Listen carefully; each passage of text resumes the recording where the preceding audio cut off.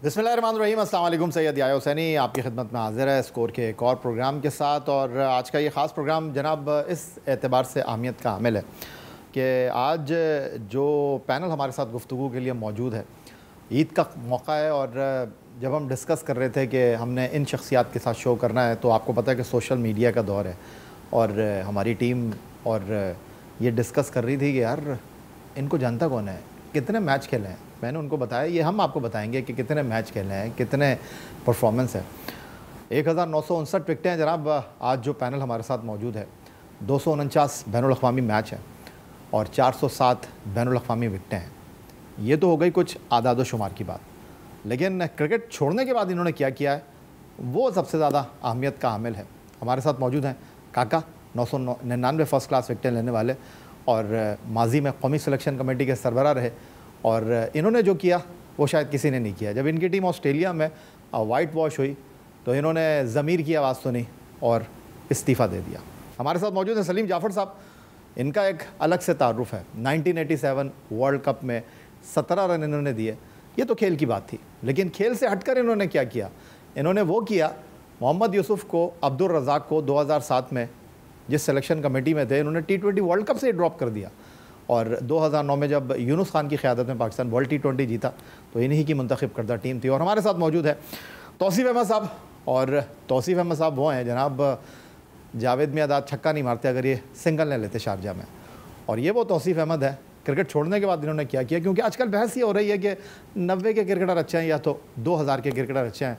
तो क्रिकेट छोड़ने के बाद जब इनको टीम मुंतखब करने के लिए दी गई, तो जो टीम इन्होंने मुंतखब की वो 2017 में चैम्पियंस ट्रॉफ़ी जीत गई। मेरा ख्याल है इससे ज़्यादा बेहतर तारुफ हो नहीं सकता। कैसे हैं आप लोग? जी अल्हम्दुलिल्लाह, शुक्रिया सर। आज ईद का दिन है और आप टी शर्ट में? यार बात सुने, एक तो बताया है मुझे कि ये ईद का प्रोग्राम है या काय का प्रोग्राम। नहीं, मैं सरप्राइज़ देना चाहता था इकबाल भाई को। मैंने बोला इकबाल भाई मैं आपके घर आ रहा हूँ, तो आप सलीम जाफ़र को कहते हैं। उन्होंने कहा यार वो तो शलवार कमीज़ पहनता नहीं। तो नहीं, मुझे नहीं बताया कि मैं ये ईद का प्रोग्राम है, वरना मैं क्यों नहीं पहन के आता। क्यों मैं स्पॉन्सर हुआ था कहीं से वो रह जाएगा, वो से वो कहेगा कि नहीं पहना आपने। यार वैसे ये जो आपने बात की कि क्रिकेटर्स को स्पॉन्सर के बगैर कपड़े नहीं पहनते क्रिकेटर, अब इस वक्त हम तो खैर बहुत, हमें तो कभी मिला ही नहीं, लेकिन कोई क्रिकेट छोड़ने के बाद स्पॉन्सर बनवा देता है तो वो फिर चल जाता है और फिर वो हम पहनना ज़रूरी होता है। मगर आपने बताया नहीं। अब ये जब पता चलेगा उसको कि ये आप तो ईद के प्रोग्राम में गए थे, मैं कहूँगा घर भूल गया था, यही कह सकता हूँ। और क्या कहूँ? नहीं, आप बोलेगा वो नाप छोटा हो गया था। ये भी कह सकता हूँ। इकबाल भाई कैसे हैं आप कैसे? बहुत शुक्रिया, आपने मुझे ये इज़्ज़त बख्शी प्रोग्राम आपने मेरे पास। नहीं इकबाल भाई, आपका बहुत शुक्रिया कि आपने हमारी आवाज़ पर लब्बैक का। तो आज तो मेरा ख्याल है आप, मेरा ख्याल है दूल्हा बनने के बाद जो आज आपने तैयारी की है, कोशिश तो यही की है कि ईद का दिन है, ज़रा रिलैक्स होकर अच्छी नेशनल ड्रेस के अंदर बैठे। तो इसलिए मैं अपने दोस्तों का ये, खैर तौसीफ़ का बेचारे का ये बैड लक हो गई कि इसको मैं इन्फॉर्म नहीं कर सका। और ये दूसरी बात ये थी कि ये आया था मिलने के लिए, तो मैंने कहा चलो अब आ ही गया तो बिठा ही लें इसको भी अपने साथ। अच्छा, आज का जो हमारा पैनल है ना, उसका एक सलीम जाफ़र साहब से, इससे पहले कि मैं बात करूं, ना बात करने की भी एक वजह है सलीम जाफ़र से, क्योंकि ये है जनाब अप्रैल 2025 और अब से कुछ 38 साल पहले मार्च 1987 में चिन्नास्वामी स्टेडियम बेंगलुरु में जो पाकिस्तान टेस्ट मैच जीता था। आज जिस तरह भी हमने अपने इंट्रो में सलीम जाफ़र साहब से बात नहीं की, ये 11 रुकनी टीम में थे, लेकिन इनके साथ भी यही हुआ था। इनको टीम में रखा गया लेकिन कप्तान ने इनको पूछा ही नहीं। ऐसा ही था सर? मैं एक्चुअली लक चार्म की तौर पे खेला था, लेकिन नेचुरली वो तो बहुत डिटेल की बात है। पिच का जिस तरह लुक था और जिस तरह था, तो 3 पेसर और 2 स्पिनर। ये भी वैसे मेरे ख्याल सलीम जाफ़र साहब एक रिकॉर्ड ये है कि एक फास्ट बॉलर खेला लेकिन उसने एक बॉल नहीं डाला। हाँ, नेचुरली वो एक फेज़ ऐसा आया जहाँ तौसीफ़ भाई आपको लाया था मेरे ख्याल में चेंज के लिए, बॉल चेंज करने के लिए। एक बीच में मुझे दूसरे एंड से बॉलिंग करनी थी। अच्छा, एक बॉल डाल दिया था? नहीं, उन्होंने कहा था इमरान भाई ने कि उस फार एंड से आना है तुम्हें, तो वहाँ फिर बॉल चेंज के जो स्पिनर को लाया, तो फिर वो जो टर्न हुआ बॉल, तो उस वक्त वो पूरी प्लानिंग, पूरी स्ट्रैटेजी उनकी चेंज हो गई। और फिर वो जो स्पिनर्स ने, फिर इकबाल भाई ने और तौसीफ़ भाई लेकिन इसको कह तो दिया था इमरान भाई ने कि उधर से उस एंड से बॉल, लेकिन इसको उम्मीद नहीं थी सर। लेकिन सुना इमरान भाई ने आपके साथ अच्छा नहीं किया। आपने और तौसीफ़ अहमद साहब ने 18 विकेट ली 1997 में, और जब हम इंग्लैंड खेलने के लिए गए तो आपको कहा गया कि यार आपकी टीम में जगह नहीं बन रही, आप मैनेजर बन जाए। हाँ, ये तो है, ये तो ऑन रिकॉर्ड है। और मैं समझता हूँ अगर आप चाहें तो मैं उसको थोड़ा ब्रीफली डिस्क्राइब भी कर। सर आपके घर पे बैठे आप ही सुनेंगे। आपकी इजाज़त ज़रूरी है ना। वो ये था कि वो जब हम टेस्ट में जीत गए तो उसके बाद वनडे सीरीज़ शुरू होनी थी, तो हमने कहा यार कि अब क्या किया जाए, कि वनडे तो मुझे वो खिलाते नहीं थे। तो मैंने कहा कि मैं कोशिश करूं, परमिशन ले लूं कि बॉम्बे चला जाऊं। तो हम नागपुर पहुंच गए थे मेरे ख्याल है। तो उसमें वो छोटा सा रूम था, होटल का इनका अलग से था। तो मैं उनके पास कमरे में गया मिलने के लिए।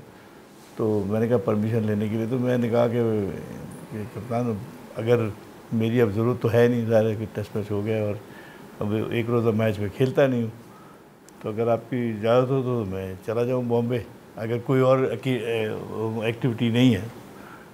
तो वो बैठे हुए थे अपने सोफे पे, तो उन्होंने पहले तो कहा कि नहीं कोई एक्टिविटी नहीं है, अब हाँ तुम जाना चाहते हो तो चले जाओ। तो वो मैं दरवाज़ा मैं मुड़ के उनको खुदा हाफिज़ करके मैं मुड़ के वापस जाने लगा। तो दरवाजे तक पहुंचा था तो उन्होंने मुझे आवाज़ दी, यार सुनो, यार तुमने बॉलिंग तो बहुत अच्छी की है, तो मैं सोच रहा हूँ कि तुम्हारे को इनाम तो मिलना चाहिए कोई। ये परफॉर्मेंस देने के बाद आपको बात हो रही है? तो कह रहे हैं कि वो ऐसा है कि यार ये असिस्टेंट मैनेजर क्या होता है, जो आजकल वाब रियाज। जी। तो मैंने कहा सीनियर मैनेजर, असिस्टेंट मैनेजर जो है वो जो मैनेजर होता है उसको असिस्ट करता है, ज़ाहिर काम उसी ने करना होता है। मैनेजर कहाँ काम करता है वो, मैनेजर तो बेचारा मीटिंग अटेंड करता है या लंच पे जाता है या पाकिस्तान के एम्बेसडर से मिलता है या वो बड़ी बड़ी लोग, काम नीचे वाला करता है वो। कहना यार उसकी क्या ज़रूरत है ऐसे बिलाजे में एक सीट ज़ाया हो रही है। तो अगर मैं ये कहूँ कि यार इसको हटा देते हैं असिस्टेंट मैनेजर को और तुम्हें हम प्लेयर कम असिस्टेंट मैनेजर के लिए बोल देते, खेलना ही होगा, प्लेयर वो असिस्टेंट मैनेजर की ज़रूरत ही नहीं होती है, ऐसी बकवास। तो अंधे को क्या चाहिए दो आँखें। तो मैंने कहा ये तो करिश्मा है। गए फिर आप? हाँ, फिर मैंने कहा कि जी ठीक है। तो फिर उसमें ये हुआ कि जब हम वापस आए तो उन्होंने एजाज भट्ट साहब सेक्रेटरी थे, आई थिंक वो कुछ जो कॉन्ट्रैक्ट दिया उन्होंने वो प्योरली असिस्टेंट मैनेजर का दिया। अच्छा। विच आई रिफ्यूज। इस्लामाबाद में टीम थी हमारी, हम लोग वहाँ थे। तो मैंने उनसे कहा, मैंने कहा ये तो सही नहीं है, मैं एज ए असिस्टेंट मैनेजर, तो असिस्टेंट मैनेजर की तो कोई फ़ीस ही नहीं है और उस ज़माने में फ़ीस भी बड़ी नॉमिनल सी थी प्लेयर की। तो मैंने कहा मेरा जाने का फ़ायदा क्या है। तो फिर हसीब साहब मरूम जिंदा थे बेचारे, तो उन्होंने फिर एजाज भट्ट से बात की और उन्होंने कहा कि नहीं यार इसका स्टेटस जो है वो प्लेयर का ही है, आप इसको वैसे ही दें, प्लेयर कम असिस्टेंट मैनेजर की हैसियत से ले जाएँ। तो इस तरह किया। तो ये हालत थी कि एक आदमी ने टेस्ट मैच जिताया और अगले टूर पे उसकी जगह असिस्टेंट मैनेजर की हैसियत से टीम में बनी। सलीम जाफ़र साहब, आप फास्ट बॉलर क्यों बन गए?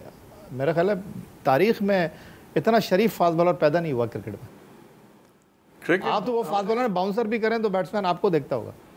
नहीं, ये हो गया, ये कर दी। उस वक्त क्रिकेट इंटायरली डिफरेंट थी और जिस तरह की मतलब वो जिस वे में क्रिकेट, अब थोड़ी क्रिकेट चेंज हो गई है और जिस तरह से एग्रेशन आ गया है बॉलर्स में और जिस तरह, लेकिन उस वक्त इतना नहीं था। उस वक्त स्लैजिंग होती थी, लेकिन इस तरह आपने की कभी किसी के खिलाफ? मेरी नेचर नहीं थी, मैं इतनी स्लैजिंग नहीं करता था, मतलब स्लैजिंग नहीं होती थी मुझसे, बुरी दे देता था आदमी बैट्समैन को। मेरा ख्याल है कुछ दिन पहले हमारी तौसीफ अहमद साहब से बात हो रही थी, तो हमारे प्रोड्यूसर उन्होंने मुझसे कहा कि यार ये सवाल तौसीफ भाई से ज़रूर पूछिएगा। अब पता नहीं इन्होंने आपको देखकर ये कह लेंगे यार था मैं फास्ट बॉलर लेकिन स्पिन बॉलिंग मैंने शुरू कर दी। नो डाउट तौसीफ भाई का जो फास्टर बन था काफ़ी तेज था, मतलब वैसे मेरे ख्याल से जितने भी हम क्रिकेटर हैं सबका शुरू में ट्रेंड कुछ और होता है। जब आप स्टार्ट करते हैं ना क्रिकेट, किसी के दिमाग में होते है कि मैं फास्ट बॉलर बनूंगा शुरू में, फिर किसी का होता है कोई विकेट कीपर बनना चाहता, कोई कहता है मैं बैट्समैन बनूंगा। लेकिन जैसे जैसे आप क्रिकेट को प्रोग्रेस में जाते हैं और आहिस्ता आहिस्ता तो कोई ना कोई ऐसा वाक़या हो जाता है कि उसके बाद वो चेंज हो जाता है ट्रेंड। जैसे मेरा था, मैं as a batsman wicket keeper था और फिर जब बॉल मेरे को लगा एक, तो उसके बाद तबीयत साफ़ हो गई कि बैटिंग में नहीं जाना भाई, फिर बॉलिंग की तरफ जाओ, फिर बॉलिंग की तरफ दिया, उसके बाद बॉलिंग को अडॉप्ट कर लिया। ऐसे बहुत सारे लोग हैं जिनको जो अपने ज़माने में अपने जब स्टार्ट करते हैं तो वो डिफरेंट कैटेगरी में जाते हैं, फिर उसके बाद आहिस्ता आहिस्ता आहिस्ता आहिस्ता हो जाते हैं वो। क्यों? अच्छा, आप जो तीनों अशखास हमारे साथ मौजूद हैं, सलीम जाफ़र के अलावा आप इकबाल भाई और तौसीफ अहमद, आप चीफ सेलेक्टर भी रहे, लेकिन सिलेक्शन कमेटी में आप लोग रहे हैं। मैं अगर आपसे ये जानना चाहूँ इकबाल कासिम साहब कि ये जो सिलेक्शन कमेटी बग़ैर सरबरा के समझ आती है आपको? जी समझ आ रही। नहीं कि सिलेक्शन कमेटी सरबराह के यानी मेंबर्स हैं सारे, कोई इसमें चीफ सेलेक्टर नहीं है, यही आप कहना चाहते हैं? देखिए, इन ऑन पेपर तो ये बात सही है, मगर पावर किसके पास है? हाँ, ये है बात। असल चीज़ है कि चेयरमैन ने किसको एम्पावर किया है कि आप हेड करो, और बेशक वो पेपर पे नहीं, लेकिन उसको इंस्ट्रक्शन, वर्बल इंस्ट्रक्शन दी है कि आपने बनानी है, तो वो चेयरमैन आकिब जावेद ही हैं। और मैं समझता हूँ कि ये अच्छी रीत नहीं है। देखें, जो नॉर्म्स हैं उसके मुताबिक चलना चाहिए और उसी के मुताबिक ही हर काम होना चाहिए। दुनिया में जैसे तरीका है, सिलेक्शन कमेटी होती है, उसका चेयरमैन होता है, उसके मेंबर्स होते हैं, फिर उसके साथ उनके अपने फ़राइज़ भी हैं कि उनकी क्या ज़िम्मेदारियाँ हैं, फिर कैप्टन है उसकी क्या ज़िम्मेदारी है, तो हर एक की डिफरेंट रोल्स हैं। मगर होता ये है कि हमारे यहाँ ज़रा अजीब सा है कि कप्तान, जैसे ही कप्तान कोई अच्छा प्लेयर होता है तो वो हावी हो जाता है, वो फिर चेयरमैन पे हावी हो जाता है और फिर वो सिलेक्शन कमेटी पे भी हावी होता है, तो वहाँ से फिर गड़बड़ शुरू है। आजकल सड़कों पर 2 पहियों वाली बाइक जो है उसने ट्रैफिक की जो कहते हैं कि बिल्कुल ईंट से ईंट बचा के रखी हुई है, लेकिन तौसीफ अहमद साहब जब 1986 में जावेद मिर्ज़ा ने छक्का मारा था तो इनके भाई स्टेट लाइफ में होते थे और उन्होंने तौसीफ अहमद को 1 to 5 दिलाई थी सर। 1 to 5 थी मेरे पास, जी हाँ, 1 to 5 मिली। कब तक चलाई आपने? बस 86 तक चलाई मैंने, 80 में डेब्यू हुआ, 86 तक जो है वो चलाई। फिर भाई ने जो था वो स्टेट लाइफ से लोन लिया कि भाई अब तो जो है, तो लेकिन वो भी लोग समझने लगे कि शायद वो छक्का लगाया तो उसकी वजह से मुझे गाड़ी ले वो तो क्या बुशरा अंसारी ने कहा था दरहम 8 मिले आपको? जी हाँ, दरहम 8 मिले, तो वो लोग ये समझने लगे। लेकिन मैंने 6 साल तक जो है बाइक चलाई। तो क्या कहते थे शाह फैसल में लोग, वो देखो तौसीफ जा रहा है? हाँ, ओके, अब उसमें क्या कर सकते हैं उसमें, चलो अपने मोहल्ले की हद तक हीरो है यार। हाँ, तो अपने वहाँ की हद तक तो ठीक है, लेकिन शाह फैसल कॉलोनी में तो गर्ल्स कॉलेज भी तो तौसीफ भाई थे, 1 to 5 आप लेके गर्ल्स कॉलेज के सामने से गुजरते थे। वो तो सिलसिला हमारा कभी रहा भी नहीं, सच्ची बात तो ये है कि वो ठीक है, आई ख़वातीन कभी फैन नहीं रही, जवानी हम पे भी आई है, ऐसा नहीं है कि नहीं आई थी। नहीं, ये तौसीफ भाई कह रहे हैं कि आप मुझे देख के ना समझे कि मेरे ऊपर जवानी नहीं है, यही कहना है। लेकिन आपको बात हूँ, बहुत मशहूर सिंगर थे लायनल रिची, बहुत रिजेंबल करते थे तौसीफ भाई अपनी जवानी में उनके साथ। ये बात काफ़ी इसको लायनल रिची कहते हैं। सुनील गावस्कर मुझे काफ़ी, उनकी जिस तरह बाल, उसका जो ख़वातीन बड़ी फ़ैन होती हैं सलीम जाफ़र साहब, फास्ट बॉलर की ख़ास तौर पे, चाहे आपका दौर हो चाहे ये दौर हो, तो आपकी ख़वातीन फैंस रही नहीं? फैंस तो रहते हैं, लेकिन उस वक्त कल्चर ऐसा नहीं था, मोबाइल फ़ोन नहीं थे, इस तरह नहीं था, कोई मैसेजिंग वगैरह, तो ये कि बस आसान दौर था। आसान दौर था बिल्कुल, मतलब वो तो, लेकिन ये है कि नेचुरली क्राउड आता था, उसमें फैंस भी आते थे। लेकिन उस वक्त या आप यकीन करें जहाँ हम ठहरते थे, आप एक लाइन लगी रहती थी, ये आप यकीन करें कि इतने बच्चे और ख़वातीन और होटल्स में बहुत बड़े लोग, होटल्स में लाइन, रश इतना पूछे नहीं। और फिर क्या होता था कि वहाँ से उनकी डिमांड होती कि वो कमरों में आएंगे ताकि वो देखें कि आप ज़ाहिर है उनको ये शौक़ होता है बच्चों को देखने का कि कैसे रहते हैं, कैसे खाते हैं, कैसे पीते हैं। तो एक लाइन, मैनेजर जो होता है नीचे लिफ्ट के बाद खड़े हो जाते थे, उनको जाने नहीं देते, फिर हम नीचे आते थे, फिर जाके किसी ने अब तो क्या है कि अब तो किसी किस्म की कोई ऐसी चीज़ ही नहीं है, ना बंदा होता है ना बंदे की ज़ात, डायरेक्ट चले जाते हैं, डायरेक्ट अपने नहीं ग्राउंडों पे मिल जाते हैं। वो अब टीवी इतना आ गया है कि लोगों को ज़रूरत ही नहीं पड़ती कि सब चीज़ तो पता चल जाता है टीवी से। आप कोई चीज़ छोड़ते हो यार? उस टाइम पे बड़ा अच्छा था, मतलब ऑटोग्राफ बुक्स होती हैं, उसमें आपकी पिक्चर्स लगी हुई होती थी, हर चीज़ आप लोग करवाते थे, पूरी टीम के आपके फोटोग्राफ्स होते थे। वो दौर बहुत डिफरेंट था। अब तो सेल्फी वाला दौर है, बस लिया एक सेल्फी ले। आपका रूममेट कौन था, तौसीफ भाई इकबाल भाई?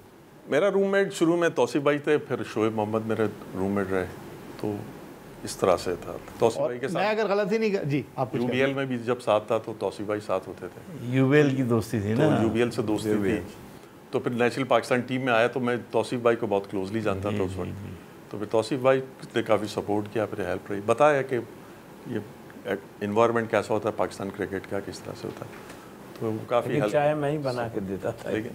अच्छा, आप माजी में चाय बनाते थे, जो हम अभी मौजूदा टीम के खिलाड़ियों के बारे में बात करें कि चाय बनाता ही है। इंटरेस्टिंग बात है ये, पहली ट्रेनिंग यही होती है हमारे ज़माने में कि आप कमरे में आएंगे तो जो सीनियर पार्टनर होता था वो रिलैक्स होता था, आपको कॉफ़ी बनानी है, चाय बनानी है, तो वो ज़रा काका ज़रा चाय बना दे यार, इकबाल भाई कभी भी ये रूम सर्विस पे कॉल ही नहीं करते थे, तौस भाई क्या खाना है मंगा ले, जो भी मंगा ले, ये बहुत डिफिकल्ट काम था।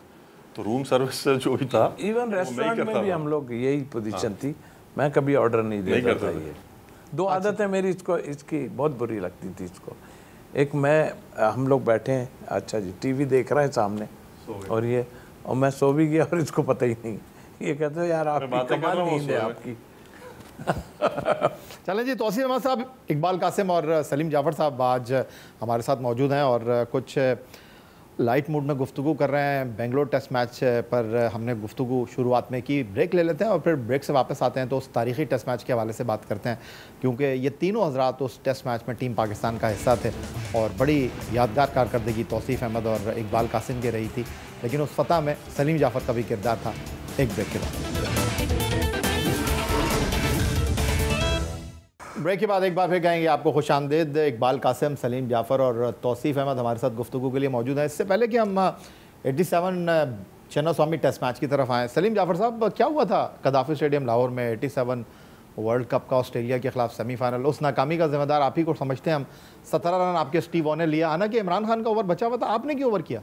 आई डोंट नो, वो एक्चुअली उनकी वैसे हैबिट थी कि वो 1-2 ओवर पहले बॉलर्स को कह देते थे कि उस एंड से आपको बॉलिंग करनी है।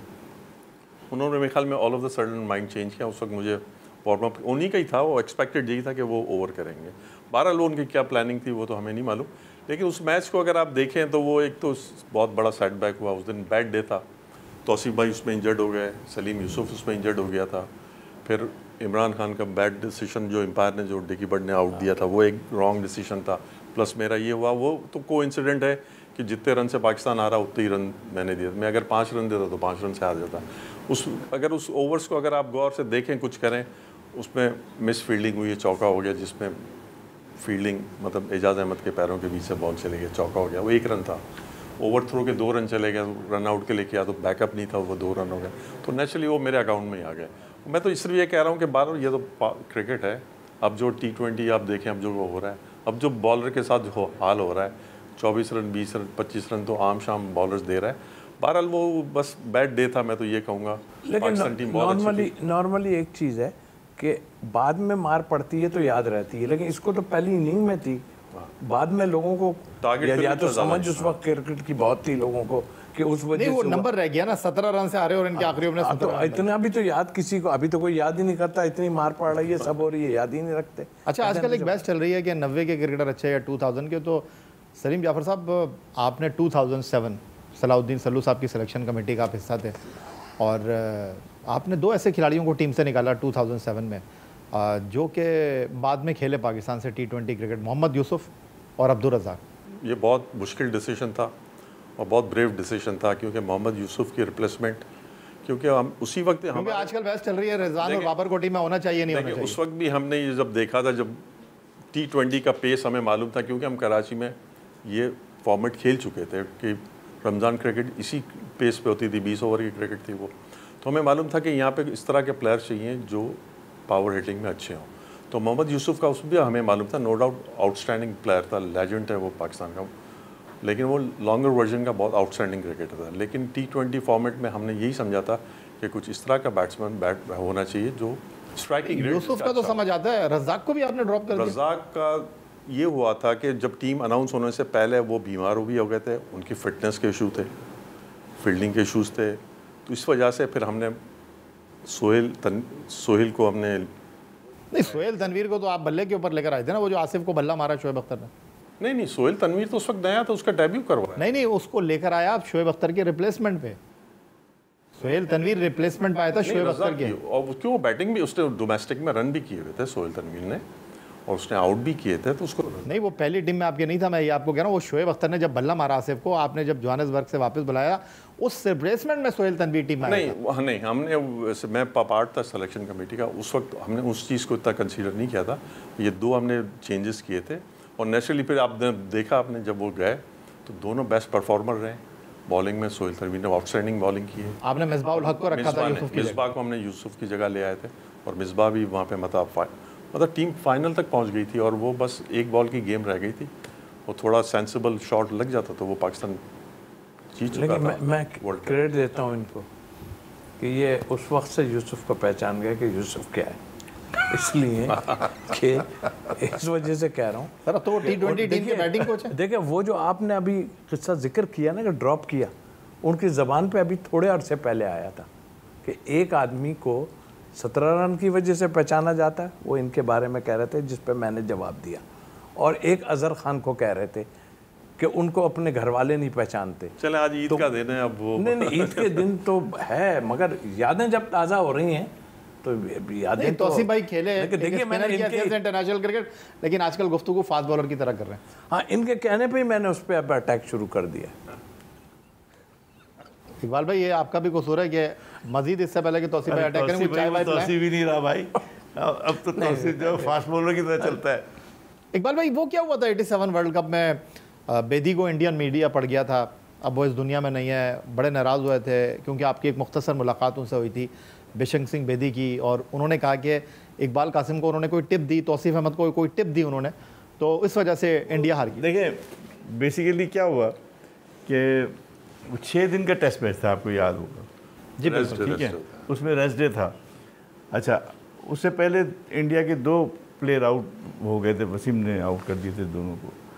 अब बीच में रेस्ट आ गया, तो अच्छा अब जब रेस्ट आया तो एक तो हमारी और इसकी बेचारे की हालत जो थी, हम लोग की, हमारे टीममेट्स ने ही ख़राब कर दी थी। जो निकलता था वो कहता था बस अब आप हो, देखो मनिंदर ने आउट कर दिए, यादव ने आउट कर दिए, उनके स्पिनर आउट कर रहे हैं, अब आपकी बारी है, अब तो आप ही ने करना है जो कुछ करना है, इसको मिले तो वो इसको भी यही।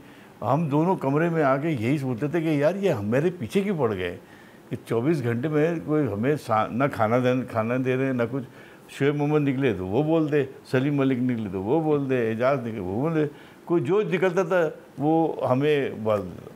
अच्छा, अब हम इसी उसमें वो फंक्शन था, एक होटल में ही था वो बीसीसीआई की तरफ। लेकिन वो तो बताइए, हम लोग कमरे में ही बंद थे, कमरे में उनका जो त्यौहार था होली था, कमरे में ही बंद थे। इकबाल भाई की एक बात मैं बताऊं जी, इकबाल भाई के साथ ये बेड अलग अलग ऐसे बेड होते थे ना, छोटे इकबाल भाई ऊपर देख रहे होते थे और फिर वो पुराने गाने गा रहे होते थे, इसलिए इकबाल भाई कहते थे अब तो वो जो है रेस्ट डे वाले दिन जो फंक्शन था 5 बजे का फंक्शन था, तो मैं और तौसीफ तैयार व्यार हो गए, 4:45 बजे निकल गए। तो हम जब मंडप में गए तो मंडप तो तकरीबन खाली था, कुछ 4-6 आदमी थे उस वक्त, उसमें बेदी साहब थे। अच्छा, बेदी साहब की मैं आपको बता दूं 78 से जब वो पाकिस्तान आते थे, वो भी लेफ्ट आर्म स्पिनर, हाँ वो भी, तो हमारे ज़माने में कोई कोचिंग का कॉन्सेप्ट तो था ही नहीं, कोई ऐसे कोच स्पेशलाइज नहीं होते थे कि जो हमें आगे बताएंगे। सीनियर बर सीनियर चलता था, जो कप्तान या सीनियर प्लेयर होता था वो आपको गाइड कर देता था। तो ये इनका नाम था, लेजेंड थे पूरे इंडिया के, बहुत मशहूर तरीन।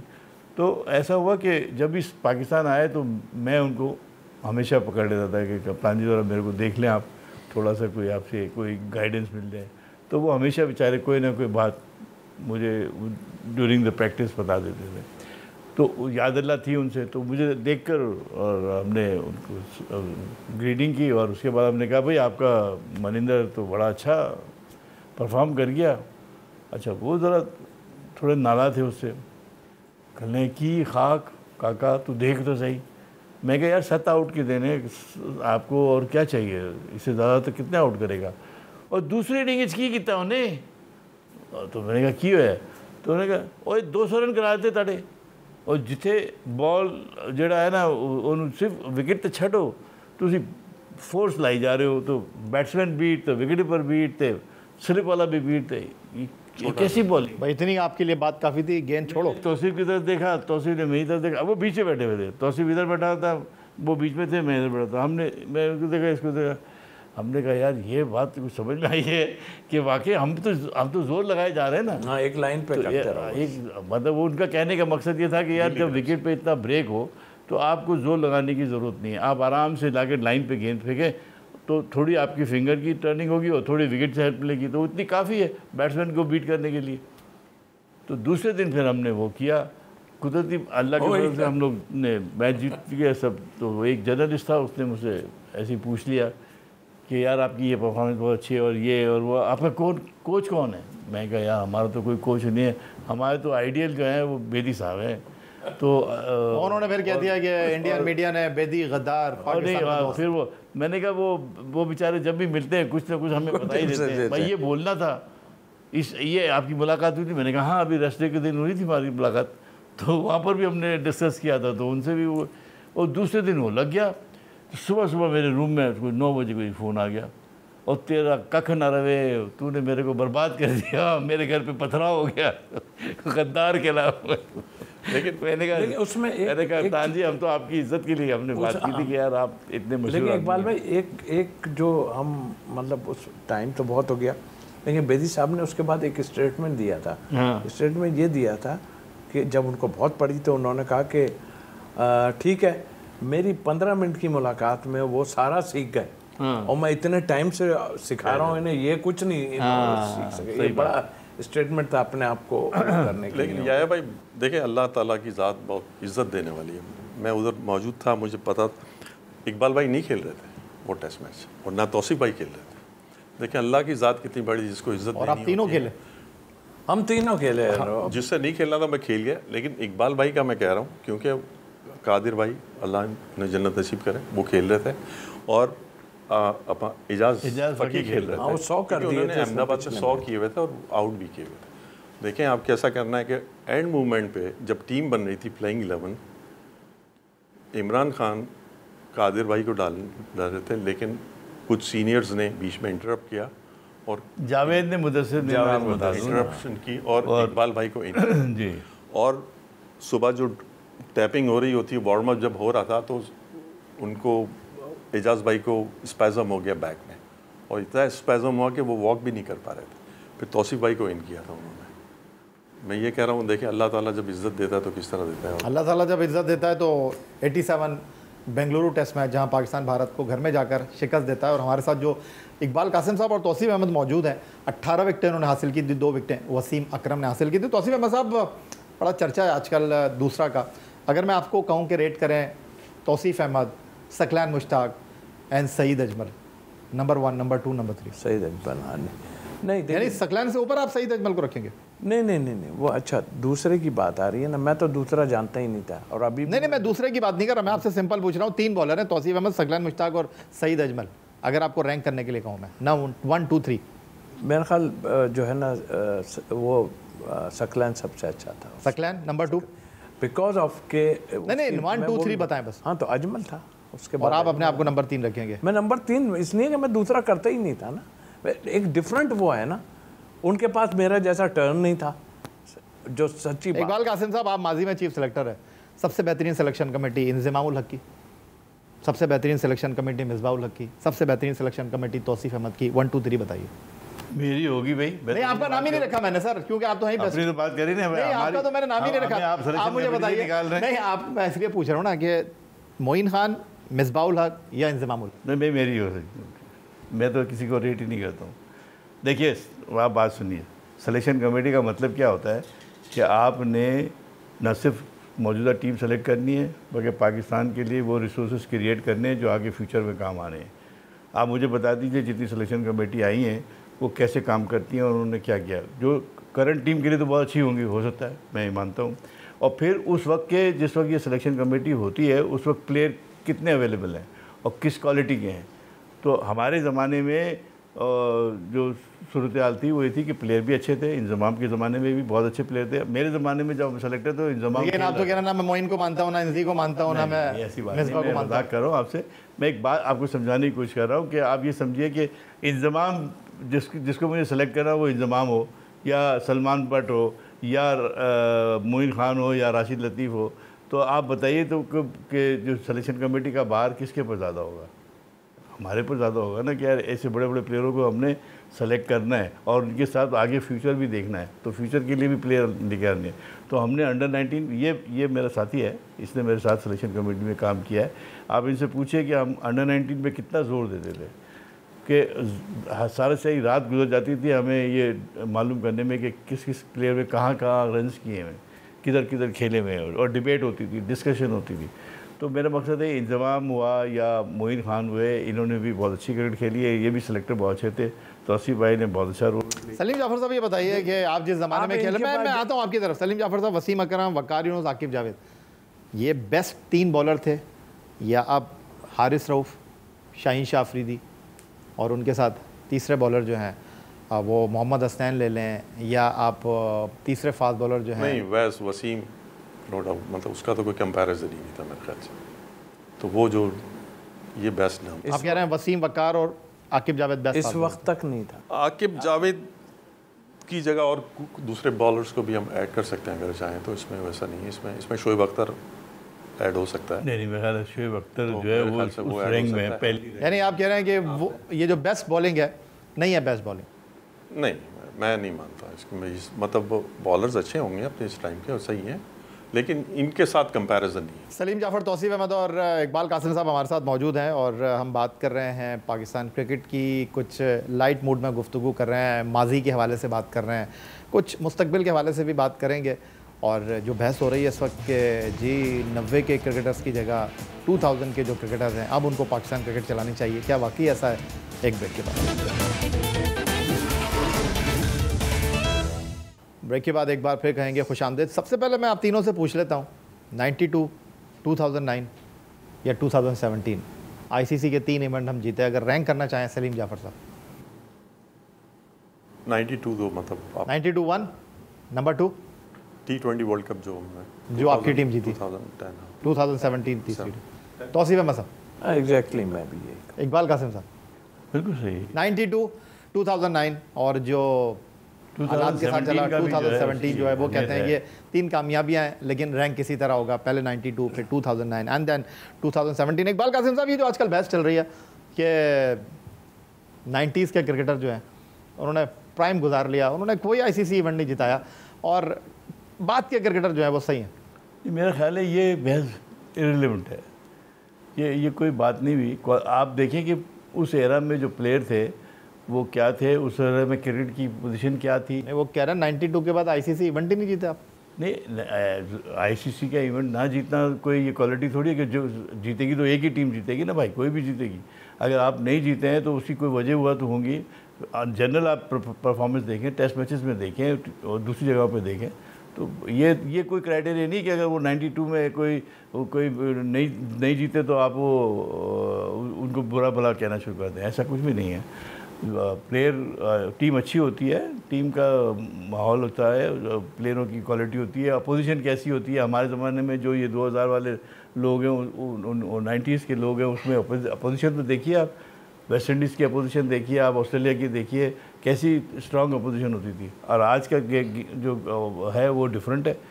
तो इन्होंने तो मैल्कम मार्शल को नहीं खेला, किसी ने खेला है, किसी ने, किसी को नहीं पता कि नहीं। हर दौर के बैट्समैन अलग हैं, हर दौर के बॉलर अलग हैं, लेकिन सलीम जाफर साहब, अब वो जो 92 वर्ल्ड कप की टीम थी उसके सारे खिलाड़ी क्रिकेट बोर्ड में कोई ना कोई ओहदे पे, कोई चेयरमैन लग गया, कोई कोच लग गया, कोई बॉलिंग कोच लग गया। इस तनाजुर में देखिए, मैं एक्चुअली बात कहूँगा कि एक पैनिक बटन दब गया है, तो अब एक दूसरों पे आप कीचड़ उछाल, एक मैदान में मैच हो रहा है, एक मैदान से बाहर हो रहा है, ये होना नहीं चाहिए। वजह क्या है इसकी? ये एक्चुअली अब जितने क्रिकेटर्स हैं, सीनियर 90 के हों, 2000 के हैं, 80s के हैं, इससे पहले जो थे हर एरा के अपने आउटस्टैंडिंग प्लेयर थे, ग्रेट्स प्लेयर थे। मतलब ये ऐसा हमें इज्जत करनी चाहिए एक दूसरे की, इस तरह से एक दूसरे। दूसरी बात यह है कि देखिए, वो प्लेयर जिनको नॉलेज है, वो चाहे 90 का हो चाहे 2000 का हो, अगर उसके अंदर समझ है, वो चीज़ों की विजन है उसके अंदर, वो समझा सकता है। सर आजकल एक बहस चल रही है, मॉडर्न डे क्रिकेट नहीं खेले। मॉडर्न डे के क्या गेंद में क्या स्प्रिंग लग गया है? डेफिनेशन क्या है? या एलबीडब्ल्यू का रूल चेंज हो गया, या विकेट की 22 गज से 23 गज हो गई, या रनआउट ख़त्म हो गया, क्या है कि मुझे मॉडर्न के सिर्फ गेम का पेस तेज करना है बस, और कुछ जो आप अभी स्ट्रगल कर रहे हैं ना, आपके लड़के जो है वो चौके छक्के नहीं मार पा रहे हैं, ये है गेम। वो मॉडर्नाइज कि इसको इम्प्रूव करना है, तो इसको इम्प्रूव करने के लिए क्या वो यूसुफ साहब भी इम्प्रूव कराएंगे, रज़ाक साहब भी इम्प्रूव कराएंगे, कौन कराएगा? इकबाल कासिम नहीं, कोई इकबाल कासिम भी नहीं कराएगा, वो प्लेयर खुद कराएगा। प्लेयर को जब तक कि आप उसकी बेसिक्स नहीं सही करेंगे, उसको समझ नहीं आ रही है। आप ये देखिए ना, आप कल अभी मैच हो रहा है, आपका प्लेयर जब खेल रहा है और न्यूजीलैंड का प्लेयर खेल रहा है, उसकी वो ट्राई कर रहा है मारने की, उसकी लग रही है, जो न्यूजीलैंड वाला है, आपके वाले की नहीं लग रही है। इसलिए नहीं लग रही है, जो लगती है तो वो एज लग जाती है, या तो इसलिए कि आपकी बेसिक सही नहीं है। पहले बेसिक सही होनी चाहिए। आपको फर्स्ट क्लास क्रिकेट में थोड़ा टाइम लगाए। लड़कों को पहले नेट्स लगते थे, कैंप लगते थे, मुझे याद है महीने का कैंप लगता था, लोग ट्रेनिंग करते थे, बाकायदा बैटिंग की प्रैक्टिस, धूप में गर्मी के अंदर 6-6 घंटे बॉलिंग करनी पड़ती थी यार। मुझे अच्छी तरह, मैं 8 बैट्समैन 9 बैट्समैन को बॉल करता था। फास्ट बॉलर्स जो है वो गेंद नहीं छोड़ते थे। अभी तो एयर कंडीशन के इंडोर नेट पर ले जाते हैं, वहाँ गेंद कराते हैं। क्या लोग फिटनेस का मसला देखिए। कम अज़ कम हमारे शो में आज के ये बहस हो नहीं सकती, क्योंकि कोई ICC इवेंट नहीं जीता, लेकिन तौसीफ़ अहमद और सलीम जाफ़र ये वो लोग हैं जिन्होंने वो टीम मुंतखब की जो ICC का इवेंट जीती। तौसीफ़ अहमद साहब, आप क्या ऐड करना चाहेंगे? आप तो T20 क्रिकेट नहीं खेले, आपने T20 के लिए भी टीम मुंतखब की, आपने चैम्पियंस ट्रॉफ़ी नहीं खेली, आपने चैम्पियंस ट्रॉफ़ी के लिए टीम मुंतखब की, उसने तारीख़ रकम की। देखिए, एक तो प्लेयरों से सारा होता है, दूसरी बात ये कि ये सलीम जाफ़र कह रहे हैं आपस में वो आपने जो आपस में ही शुरू हो गए। आपने जो कह दिया कि मैं 2020 नहीं खेला, मैं बिल्कुल नहीं, ये इंटरनेशनल नहीं खेला, मगर मेरे से ज़्यादा कोई 2020 कराची में कोई भी नहीं खेला। हम लोग जितना खेलते थे तो उसमें कोई, हमें बहुत तजर्बा था इसका। ये जो अभी मॉडर्न क्रिकेट की रट लगाई हुई है ना जिन्होंने, इनसे पूछो ये मॉडर्न क्रिकेट क्या है, ये आप बताएं। दूसरी बात, वो जो सिलेक्शन कमेटी की बात की थी, देखिए हम, मेरी सिलेक्शन कमेटी हो, इकबाल भाई, जो जीत गया ना वो बहुत अच्छा हो गया, जो नहीं जीता उसको कहा हटा दो यहाँ से, इसको हटा दो, वाह वाह होगी कि अगर आप जीत गए तो ठीक है।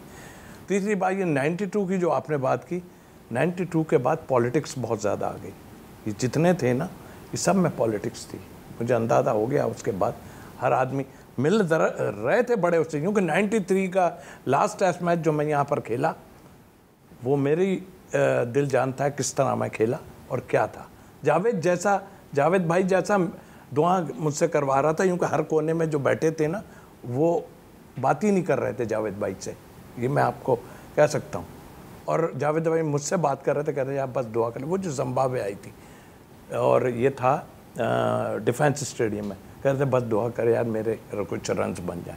75 किए थे उन्होंने। ये हाल हो गया था तो पहले से, लेकिन शो नहीं होता था। अब तो आप खुद हाल देख लें ना, कौन किसका है।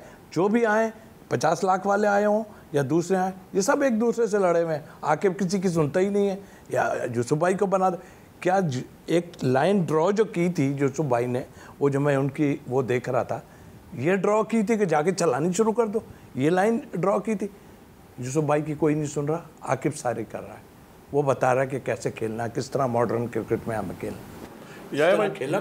मैं ये बात समझता हूँ कि सिलेक्शन कमेटी और जो प्लेयर्स हैं, एटलीस्ट बीच पे 2 जनरेशन का गैप होना चाहिए। एक जनरेशन तो होना ही चाहिए, उसमें आपकी रिस्पेक्ट रहती है, आप काफ़ी अच्छे डिसीजन ले सकते हैं। ये अगर हम उम्र और एक ही साथ खेलने वाले जब आ जाएंगे तो उसमें फिर इस तरह की चीज़ें होने की बहुत तवक्को है मेरे ख्याल से। आप लोगों के साथ तो जितनी गुफ्तगू की जाए मेरा ख्याल है वो कम है, लेकिन एक सवाल और मैं चाहूँगा कि आप तीनों लोगों का मैं फ़ायदा उठाना चाहूँ। पाकिस्तान क्रिकेट तीनों से मेरा सवाल है, पहले अच्छी थी या अब अच्छी है? इकबाल कासिम साहब, पहले आप। देखिए, पहले चीज़ें ऐसी नहीं थी जैसी अब है। रिक्वायरमेंट, देखिए हर दौर की एक रिक्वायरमेंट होती है। हमारे दौर में ना कोचेस थे, ना रेफरीज थे, ना एम्पायर थे, न्यूट्रल, सब वो बहुत बात की बात। जैसे जैसे गेम डेवलप हुई, कैरी पैकर ने इसका सेहरा उसके पास सर पे जाता है कि कलर क्लोथिंग आई, वाइट बॉल आया, डे नाइट क्रिकेट हुई, तो उसकी तकाज़े चेंज हो गए, ठीक है ना। तो इस लिहाज से देखा जाए तो फिर आप उसी तनाजुर में देखें कि अगर उस वक्त के जो लोग थे उस एरा में तो आउटस्टैंडिंग क्रिकेटर थे, बड़े बड़े नाम हैं, स्टारवोर्ड्स हैं। तो इस दौर के, उसके बाद वाले दौर में उसमें भी बहुत अच्छे अच्छे नाम हैं, इंजमाम है, सलीम मलिक है, बहुत सारे मौजूद है जो। मगर जो अभी जो सिलसिला चल रहा है T20, क्योंकि एकदम हाइप हो गई है और टीवी मीडिया की ज़्यादा होने की वजह से अब ज़्यादा कंसंट्रेशन T20 पर है लोगों का, और या वनडे पर है। तो उसके जो तकाज़े हैं, क्रिकेट पहले अच्छी थी, अब अच्छी है? क्रिकेट मेरे हिसाब से जो है वो दरमियानी पीरियड में बहुत अच्छी थी। ठीक है, सलीम जाफ़र साहब, क्या पाकिस्तान क्रिकेट हॉकी बनने जा रही है? हमें बड़ा ये बहुत अच्छा सवाल है आपका। हमें अपनी डोमेस्टिक क्रिकेट और अपनी ग्रास रूट को, सबसे बड़ा इशू ये है कि हम पाकिस्तान टीम की तरफ देख रहे हैं प्लेयरों को, लेकिन हमने अपनी ग्रास रूट क्रिकेट को ख़त्म कर दिया है। अंडर 19 देखें नहीं हो रही थी, अंडर 16 नहीं हो रही थी। Correct. ये वो पार्ट, ये वो है पौधा जो पेड़ बनेगा। क्या पाकिस्तान क्रिकेट हॉकी बनने जा रही है? लग ऐसा ही रहा साइन के, मतलब क्रिकेट हमारी ख़राब हो गई है। तौसीफ अहमद साहब, लोग बात कर रहे हैं कि Pakistan cricket West Indies cricket बन जाएगी, ठीक है? वेस्ट इंडीज़ तो अच्छी है, वेस्ट इंडीज़ बुरी थोड़ी है, वो तो खड़ी हो रही है ना। इसका खड़ा होना बहुत मुश्किल काम है, बहुत मुश्किल आते हैं। मैं तो ऑनेस्टली दुआ ही कर सकते हैं हम, इसलिए कि जो खेले हुए लोग, हम जैसे लोग अगर गलत काम करना शुरू कर दें ना, तो समझ लें फिर अल्लाह ही हाफिज़ है। ये आप ऑनियर इतराफ़ कर रहे हैं कि आपने गलत काम किया है? मैं तो साफ बोल रहा हूँ, और जब जो कहता हूँ वो बाद में भी कहूँगा, इसलिए कि हमारे जो लोग खेले हुए हैं ना, अब ये बताइए कोच है वो जाके अंदर बोर्ड लगा हुआ है, भाई इतने रन करना है, वो कह रहा है भाई इस एवरेज से जाना है, पहले 10 ओवर में इतना ऐसे खेलना है, विकेट नहीं हो गई ना। अरे भाई कोच को क्या कहोगे तुम? वो जो अंदर गया है उसका दिमागी काम नहीं कर रहा, तो वो क्या करेगा? वो नहीं खेलना चाह रहा वैसा, फिर क्या करेंगे आप? तो मेरे हिसाब से ये वेंटिलेटर से भी नीचे किसी ने तार खींच दिया, किसी और ने भी, यूँ कि वो एक मुझे गाना याद आता, जो बचा था वो लुटाने के लिए आए हैं। और आखिरी पाकिस्तान के लिए जनाब 249 बैनुल-अक़वामी मैचों का तजुर्बा, तौसीफ अहमद, इकबाल कासिम, सलीम जाफ़र, 407 विकटें इनके क्रेडिट पर, 1959 फर्स्ट क्लास विकटें, और इन लोगों की आपने राय सुनी। मायूस हैं, इस खुशी के मौके पर भी पाकिस्तान क्रिकेट से मोहब्बत करते हैं। यही आज का हमारा ईद का ख़ास प्रोग्राम था। अपने आज के बहुत ही खूबसूरत ख़ास मेहमानों के साथ सैयद याह्या हुसैनी आपसे इजाज़त चाहेगा। अपना बहुत ख्याल रखिएगा, इस दुआ, इस उम्मीद, इस तवक्को के साथ कि पाकिस्तान में खेल और खिलाड़ी तरक्की करते रहें। सैयद याह्या हुसैनी को स्पोर्ट की पूरी टीम के साथ इजाज़त दीजिए। अल्लाह हाफ़िज़। ईद उल फ़ितर बहुत बहुत मुबारक।